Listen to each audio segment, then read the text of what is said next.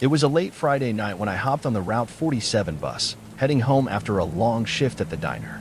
The bus was mostly empty, just me, a couple of teenagers in the back, a middle-aged woman nodding off near the front, and a guy in a worn jacket sitting in the middle, staring out the window.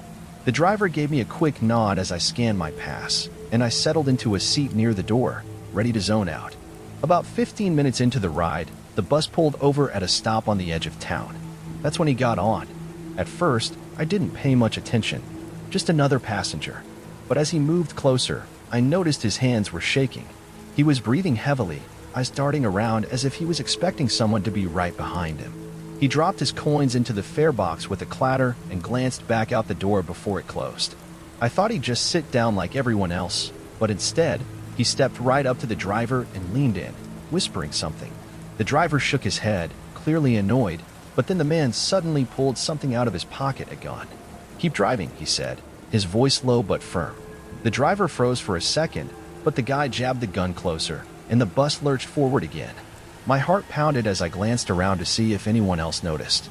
The teenagers were still talking quietly, oblivious. The woman up front was still half asleep.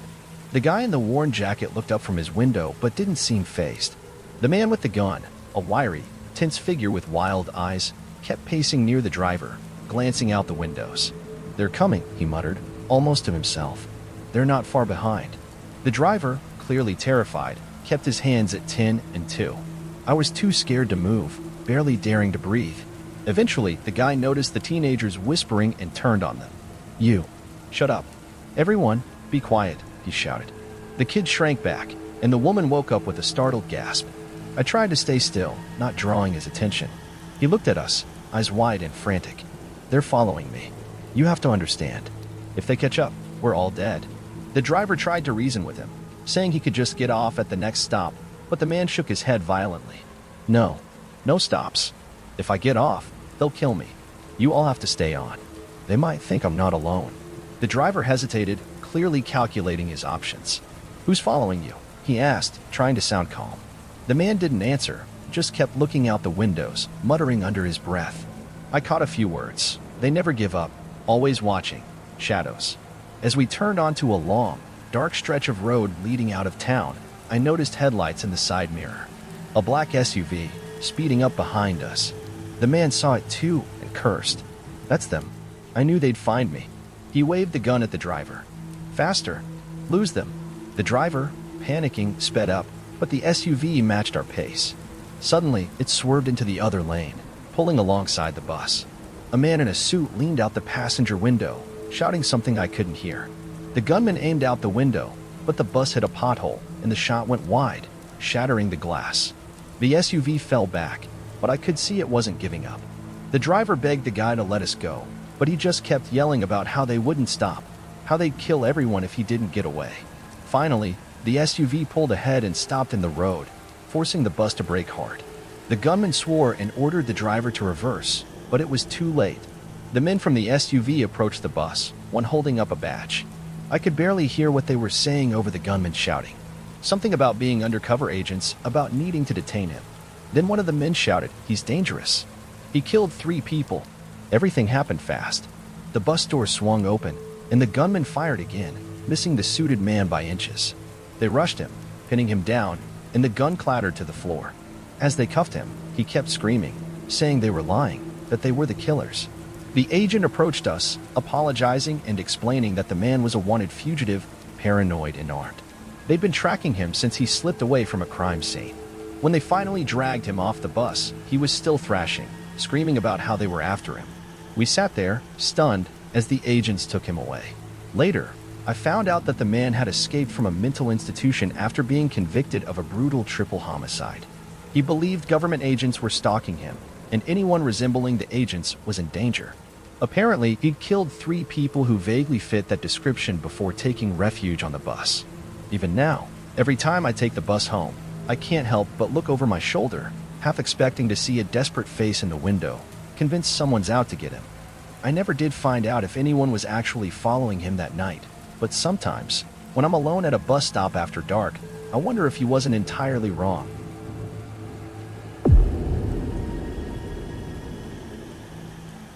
After that night, I couldn't get back to normal. I kept replaying the scene in my head, trying to make sense of what I saw. At first, I convinced myself it was just exhaustion. Maybe the hours behind the wheel were catching up with me. But no matter how much I tried to rationalize it, the memory of that thing, the way it moved, how it spoke, wouldn't leave me alone. The rest of my haul was uneventful, but I couldn't shake the sense that I wasn't alone. Every time I pulled into a truck stop or rest area, I found myself scanning the shadows, looking for anything that seemed out of place. I started keeping my cab doors locked even during the day. About a week later, I was running a different route through the same region when I heard chatter on the CB radio. Two drivers were discussing something strange on Highway 23, the same road where I'd seen that boy.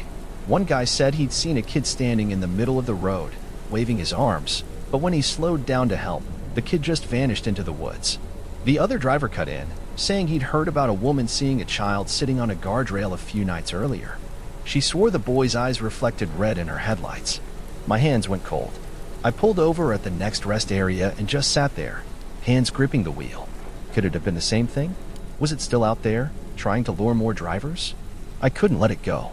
I found myself digging through online forums, looking for stories or legends about strange encounters on desolate highways. One post from a retired trucker caught my eye. If you're ever driving alone and see a kid at night on a remote stretch, keep going. It's not human. It's old. It knows how to mimic. If you stop, you'll never make it out. I reached out to the guy, but the account was inactive. I couldn't sleep that night. I kept imagining that kid's face pressed against my cab window, whispering in that strange, unnatural voice. The next morning, I called the sheriff's office to follow up on my report. The deputy who answered remembered me. Yeah, we sent someone out there. Didn't find anything. We did get a call from a driver about a week later, similar story. Saw a kid, tried to help, then got spooked and took off. But when we checked the area, no sign of anyone. I asked if there were any missing persons reports, maybe a kid who'd wandered off. He hesitated. Well, there was a case back in the 90s. A boy went missing near that highway. Folks searched for weeks but never found a trace. Some locals believe he was taken by something unnatural. You know how people around here can be. I knew what he meant. Small towns clinging to their legends. But this felt different. I wasn't the only one who'd seen it. Whatever it wasn't a ghost. It was something else, something that could take shape and learn from us. I started to notice changes in myself after that night. Whenever I passed through that part of the state, I felt a pressure in my chest, like something was squeezing my heart. Once, I thought I saw something moving along the tree line in my rearview mirror, a dark, hunched shape that slipped between the trees. One night, while parked at a rest stop, I heard scratching on the side of my truck. I froze, barely breathing, listening. It sounded like something scraping along the metal. I grabbed my flashlight, but when I opened the door, the night was silent. I walked around the truck, but there was nothing, no tracks, no sign that anyone had been there. The next morning, I noticed a faint handprint on the driver's side door. Small, like a child's, smeared in some kind of dark, sticky substance. I scrubbed it off, telling myself it was just some kind of prank, maybe some kid messing around. But deep down, I knew it wasn't that simple. Over the next few weeks, I kept hearing stories from other truckers. Some said they'd seen a boy on the road. Others claimed they'd heard tapping on their windows at night, but no one ever saw where it came from. One older guy swore he'd seen a black cable running from the boys back into the trees, but he thought it was some kind of harness, maybe a trick to scare drivers into stopping. But the stories started changing. Some drivers claimed they saw a man instead of a boy, tall, gaunt, with a hollow face. The common thread was always the same, a sense of dread and a whisper that didn't sound quite human. I stopped taking jobs that led me through that stretch of highway, but I couldn't shake the feeling that it wasn't over. One night, parked at a truck stop, I heard it tapping on my window. I whipped around, but nothing was there. I grabbed my flashlight, stepping outside to check. That's when I saw it, another small handprint, this time on the trailer. That's when it hit me, it wasn't just out there. It was following me. Maybe I'd escaped that night, but I'd been marked. Whatever it was, it had decided I was worth tracking. The next few months, I changed routes, trying to stay out of the deep south entirely. I didn't tell anyone, not my dispatcher, not my fellow drivers. Who would believe me? I couldn't sleep in the truck anymore, always feeling like something was creeping around outside. A few weeks ago, I got a call from one of the truckers I'd talked to online. He said another driver had disappeared on that same stretch of highway. Last seen near mile marker 142, where I'd encountered that boy. His truck was found abandoned, engine running, cab empty. I don't know what's out there. Maybe it's some ancient predator, like the old stories say. Maybe it's something that's been here long before us, lurking in the dark, evolving as we get smarter. But I know one thing for sure. It's looking for those who notice. The ones who see through the disguise. Every night now, I check the windows twice, making sure they're locked. I keep the radio on, listening for that voice, that strange, childlike whisper that haunts my dreams. And sometimes, when I'm alone in the dark, I can almost hear it.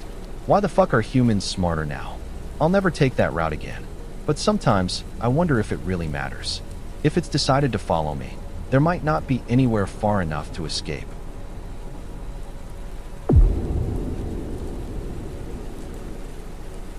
Growing up in the deep south, my brother Kieran and I spent our childhood exploring the woods behind our house. We were inseparable. When we discovered the cave near the edge of the property, it became our secret place. We would crawl through the narrow entrance and play explorers, pretending we were mapping uncharted territories. That was before the accident. It was a late summer afternoon when Kieran and I decided to explore deeper than we ever had before. We were 12 and 10, fearless and reckless. Crawling through a tight tunnel, Kieran went ahead, squirming through a gap that looked too narrow. I called after him, but he insisted he could make it. I waited, flashlight in hand, my heart pounding in the dark. Then I heard the rumble. The rocks shifted, and in a split second, the gap sealed shut. I screamed his name, pounding on the rocks, trying to clear the debris with my bare hands. My fingers bled by the time my dad and the rescue team arrived. They worked for days, but the cave system was too unstable. After a week, they called it off. My parents told me that Kieran was gone, that I needed to move on. They tried to comfort me, but I couldn't let go. For years, I lived with the guilt of leading him into that cave. I dreamed of him calling out for me, his voice muffled by layers of rock. Even when the grief settled, I couldn't shake the thought, what if he survived? I spent the next decade obsessing over caves. I took up spelunking, joined local caving groups, and studied every map and report about that cave system. Everyone thought I was crazy, including my family, but I didn't care. The idea that Kieran might still be alive, that he needed me, wouldn't leave me alone. Last year, after years of training and planning, I finally gathered the courage to go back.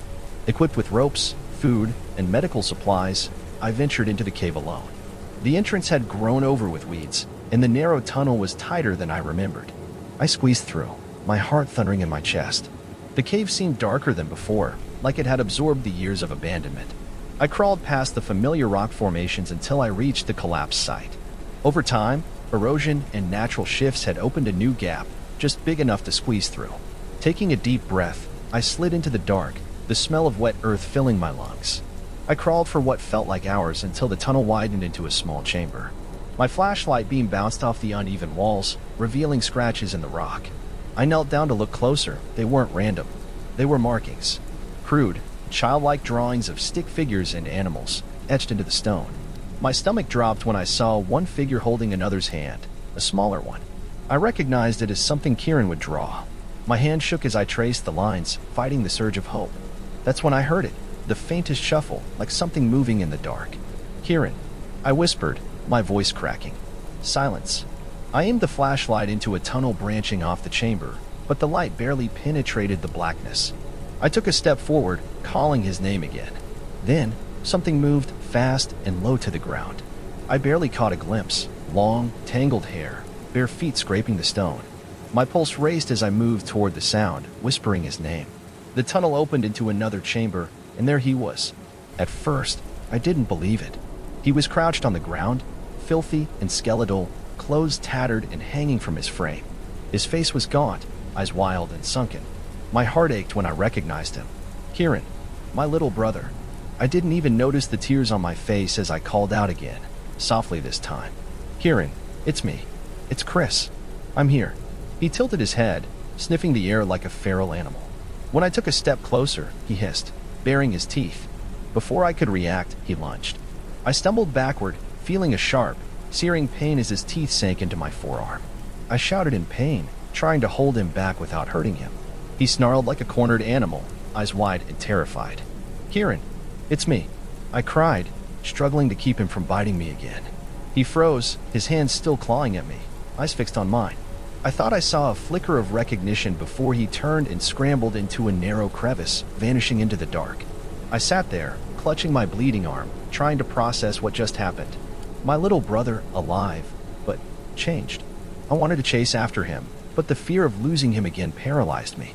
Eventually, I made it out, limping and dazed. At the hospital, they treated the bite, asking me if a dog had attacked me. I couldn't answer. I just kept thinking about his face, those haunted eyes. When I told my family, they didn't believe me. The rescue team searched the cave, but found nothing. No signs of life. They looked at me like I was losing it, but I knew the truth. Kieran was still in there, alive, but lost to the dark. Since that day, I've been leaving food and supplies near the cave entrance. Sometimes, the food disappears. Sometimes it doesn't. I've seen tracks, bare footprints in the dirt, but no sign of Kieran himself. I don't know how to bring him back. Maybe I never will. My parents have stopped talking about it. They can't handle the hope, the fear, the guilt. I can't let go, though. I owe it to him to keep trying. I hear his voice in my dreams, echoing from the cave's depths. Sometimes, late at night, I wonder if he's still down there, more animal than human, surviving on instinct. I wonder if he remembers me at all, or if he's just another creature of the cave now. One day, I'll go back down. I have to, because even if he's lost forever, I need him to know he's not alone. I need him to know that I'll keep fighting for him, no matter what.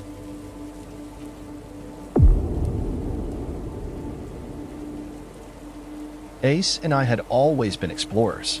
Growing up in the deep south, surrounded by dense forests and winding trails, we knew the woods like the back of our hands.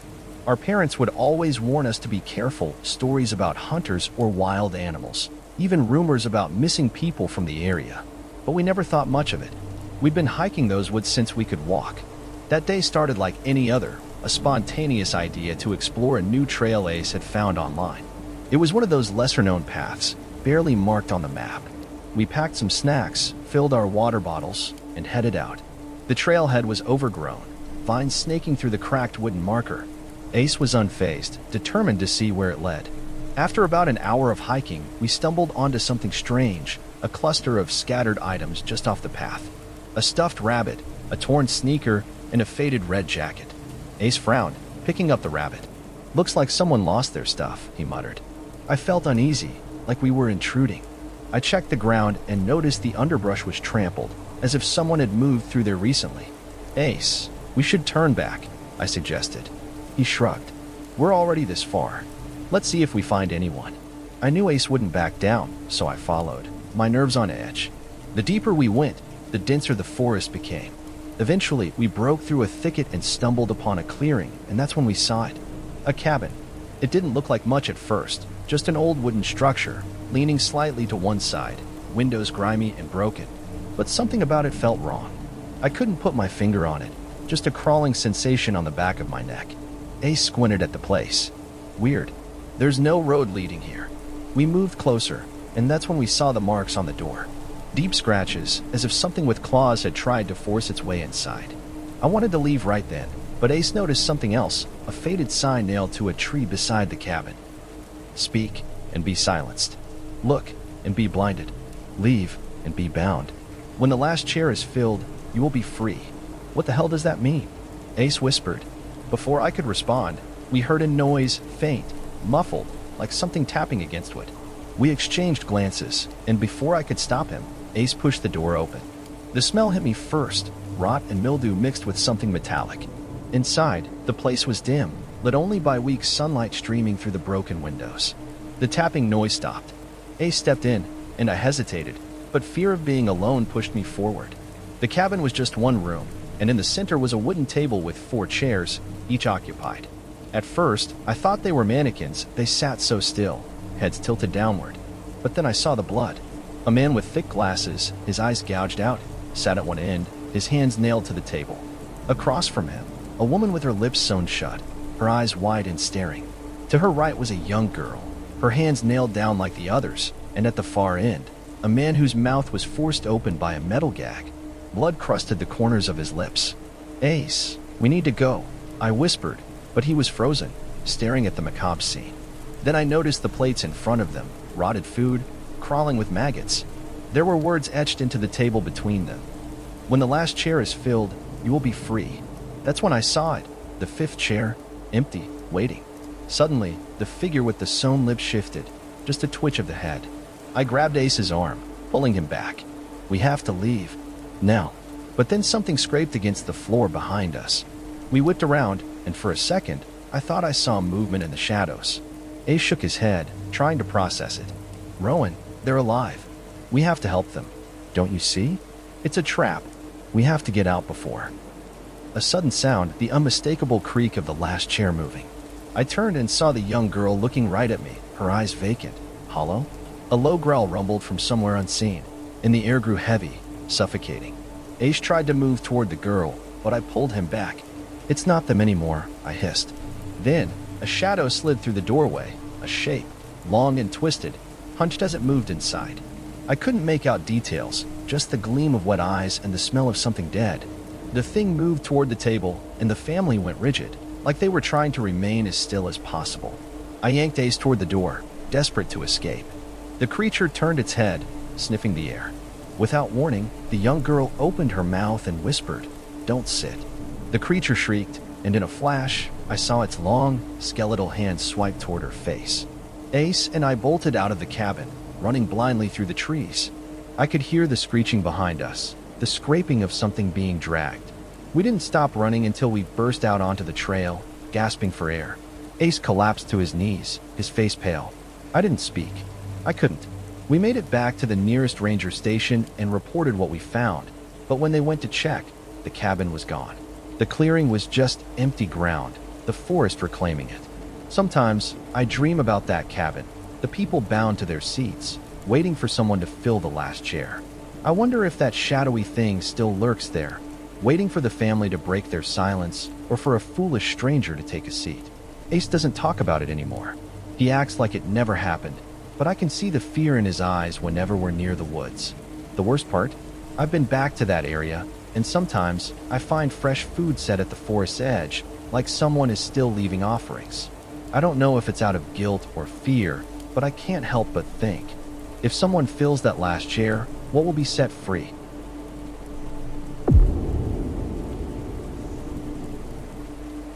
I never thought I'd end up at one of those elite southern universities. You know, the kind with sprawling lawns, centuries-old brick buildings, and traditions older than the country itself. I was just a kid from a small town who got in on a scholarship. Everyone else seemed to have money, connections, or both. I spent the first few weeks just trying to blend in, figuring out how to navigate the cliques and customs. That's when I met Max. He wasn't like the other guys in my dorm, not pretentious or stuck-up. Just a chill, laid-back guy who didn't care about fitting in. We started hanging out a lot, grabbing burgers after late classes, studying in the library. He wasn't exactly popular, but people liked him. And I guess I felt lucky to have someone to lean on in a place that still felt foreign to me. One night, as we were walking back from the student center, Max nudged me and pointed out a group of upperclassmen gathered under the old clock tower.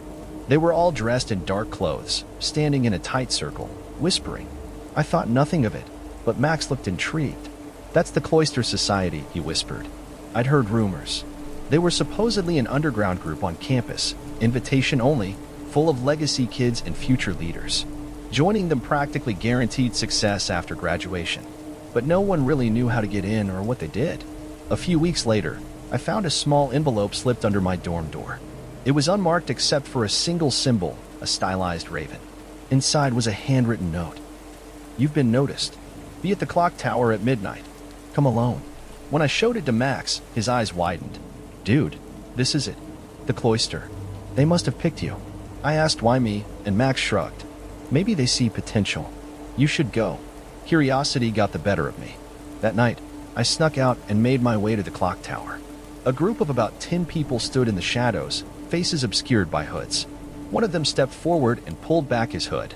It was Jared, one of the campus leaders, the kind of guy whose family name was on half the buildings. He didn't bother with introductions. Instead, he just said, "Follow me."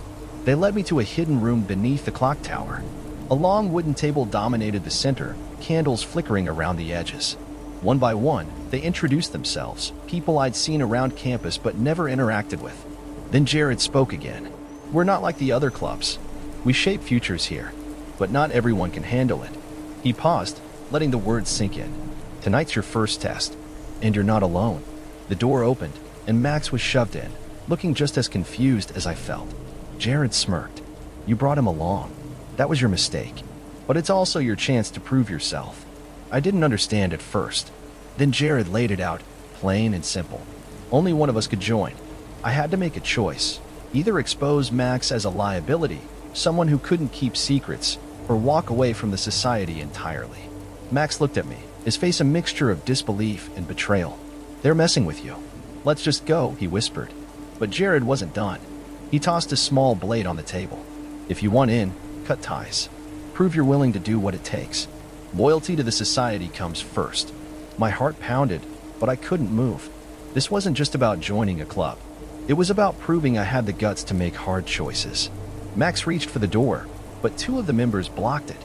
Jared raised an eyebrow. Do it, he said, his voice calm but commanding. I looked at Max.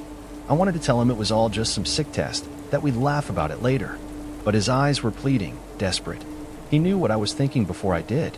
I'm sorry, I whispered. I picked up the blade and sliced my palm, pressing the bleeding hand to the society's symbol engraved on the table. Jared nodded approvingly. Welcome to the cloister. Max was dragged out, kicking and shouting my name. Jared patted me on the shoulder. Good choice. You're one of us now. I didn't sleep that night. The guilt was a lead weight in my chest, but the next day, it was like nothing had happened.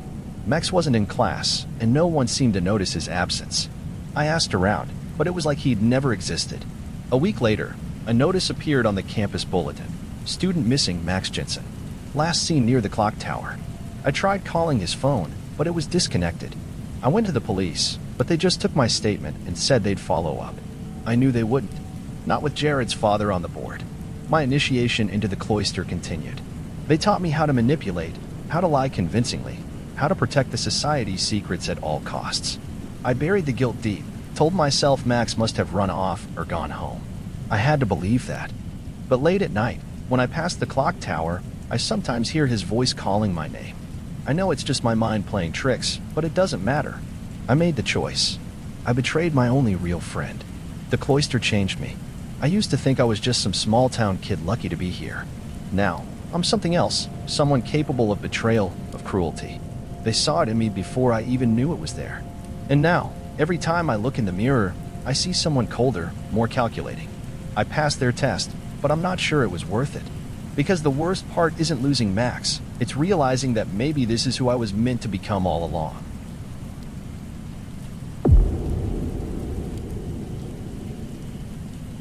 Zoe and I had always been into exploring. Whether it was abandoned buildings, forgotten trails, or local urban legends, we loved pushing our limits and feeding our curiosity.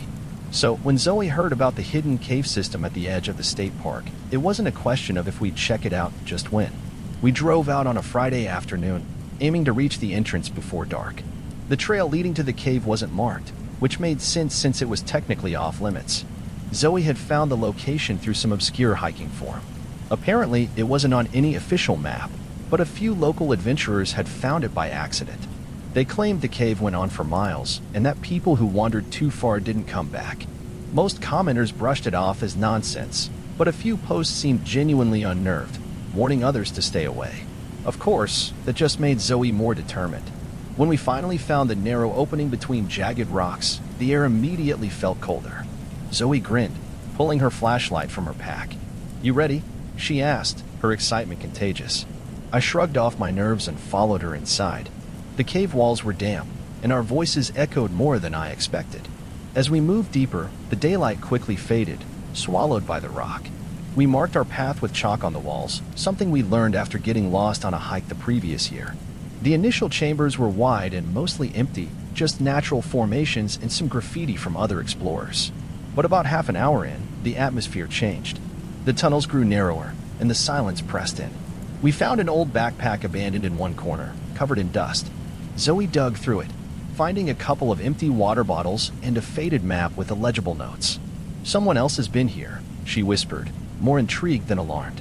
We pressed on, noticing the walls beginning to change, deep scratches, almost like claw marks, etched into the stone. My gut told me we should turn back, but Zoe was on a mission. Eventually, we reached a larger chamber, where something felt off. The air was thicker, and my head started to ache. In the center of the chamber was a crude pile of rocks, almost like a makeshift altar. Scattered around it were crumpled pages from a journal, but they were so weathered I couldn't make out much besides phrases like "no way out" and "it watches." Zoe looked at me, her face pale but determined. "Someone was definitely living down here," she muttered. I tried to laugh it off, but the sound didn't echo, it just sort of died in the stale air. We decided to head back, but as we retraced our steps, nothing looked familiar. The chalk marks were gone. At first, we thought we just missed them, but after an hour of wandering and finding ourselves back at the altar chamber 3 times, I started to panic. Zoe tried to keep me calm, insisting we'd just made a mistake, but I could see the fear creeping into her eyes too. That's when we heard it, a distant scraping sound, like something heavy being dragged across stone. We froze, listening. It came from one of the tunnels branching off the chamber, growing louder. Zoe grabbed my arm, her grip almost painful. "We need to hide," she hissed. We ducked behind the altar, puddling in the shadows as the sound got closer. I strained my ears, trying to catch any hint of what it was. A low, rhythmic breathing echoed from the passage. I couldn't see anything, but the air grew colder still. Just as suddenly as it began, the sound stopped. Zoe gestured for us to move, but as we crept around the altar, something caught my eye. On the ground where we'd stood just minutes before was a small, crumpled piece of paper, the same kind we'd seen scattered around. My stomach dropped as I picked it up. The message was freshly scrawled, "Leave before it finds you." That was enough for me. I grabbed Zoe's hand and pulled her through the nearest tunnel, hoping it led back to the entrance. The air felt thicker, harder to breathe, but adrenaline pushed us on. After what felt like hours, I saw a faint light ahead. We practically sprinted toward it, bursting out of the cave just as night fell. Back at the car, we didn't speak. I drove in silence, too shaken to process what had happened. When we got home, I tried to convince myself it was just a trick of the dark, that the noises were echoes or animals. Zoe wasn't so sure. She kept replaying it, wondering if someone was messing with us or if we'd stumbled into something we weren't supposed to find. A week later, I got a text from Zoe. She'd gone back to the cave alone, something she hadn't told me she was planning. The text was short, just one line. "It's still in there. I saw it. Don't come looking." I tried calling her, texting back, but nothing. When I went to her apartment, it was empty. No signs of a struggle, just gone. I reported her missing, but no one could find any trace of her. Sometimes I wonder if she's still wandering those tunnels, or if whatever was in that cave finally found her. Last night, I found a note taped to my door. It was written on that same crumpled paper from the cave. "You weren't supposed to leave."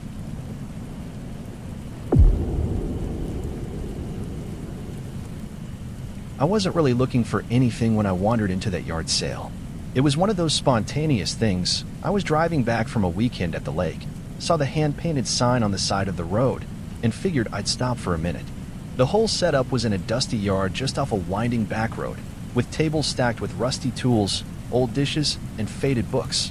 I was about to leave when something caught my eye, an old leather-bound journal sitting in a milk crate. It looked ancient, the leather cracked, and the pages yellowed. The cover had no title, just a faintly embossed compass rose. Curiosity got the better of me, and I picked it up. The old man running the sale shuffled over, wiping his hands on his jeans. "Find something interesting?" he asked. "Just this," I said, flipping through the pages. Most of it was faded handwriting, almost illegible. Maps, crude sketches, coordinates. It looked like a log from someone's travels, or maybe an old explorer's diary. The man seemed uneasy when he saw it. "You can have it. Just take it." I offered him a couple bucks, but he wouldn't take it. As I walked back to my car, I couldn't shake the feeling that he was relieved to see it go. That night, I stayed up reading the journal. The handwriting was jagged, almost manic in some places. It described a man's obsession with finding a lost treasure somewhere in the deep south, a trove of gold and relics supposedly hidden by a notorious outlaw in the late 1800s. The writer believed that the treasure was cursed, that anyone who sought it became consumed by it. He detailed his journey through small towns, forgotten trails, and eerie landmarks. One phrase kept appearing in the journal: "Follow the signs, but never look back." I couldn't help but feel intrigued, and before I knew it, I was copying the coordinates into my phone. The next day, I drove out to the first location mentioned, an old cemetery just outside a ghost town. The headstones were cracked and covered in moss, and I found a small stone marker with the same compass rose as the journal. I started digging nearby, just enough to unearth an old metal box. Inside were a few coins and a note. "Keep looking. You're close." That night, I couldn't sleep. I kept going over the journal, tracing the man's steps on a map. It was like I could feel the obsession growing inside me. The next day, I followed the next set of coordinates to an abandoned church. Inside, the air was heavy with mildew, and the floor creaked beneath my boots. I found another note tucked inside a cracked book. "You're being watched." A shiver ran through me, but I couldn't stop. Each location led to another clue, and each clue felt more personal, as if the writer knew someone would follow in his footsteps. It wasn't long before I started noticing things out of place. My car keys moved, scratches on my front door, footprints in the dirt near my house. At first, I thought I was imagining it. Then, one night, I woke to the sound of something tapping on my bedroom window. I bolted upright, but nothing was there. By then, I was too far gone. I needed to know the truth. I needed to find the treasure.